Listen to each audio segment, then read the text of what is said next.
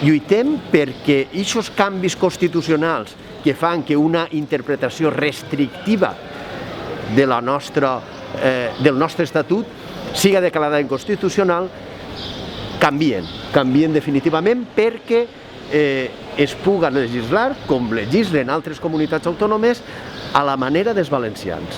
És el que ens mereixem. És un altre símptoma d'aquest tracte diferent, d'aquest maltracte i d'aquest maltractament que tenim els valencians respecte a altres ciutadans de l'estat espanyol. I per tant ens mereixem, demanem, exigim a Gandia, a les Corts i també al Congrés dels Diputats hem d'exigir aquest canvi constitucional que faci que els valencians i les valencianes puguen relacionar-se millor d'acord amb unes lleis pròpies que s'ajusten a la nostra manera de ser, que el 1707 ens van arrabatar per justo derecho de conquista.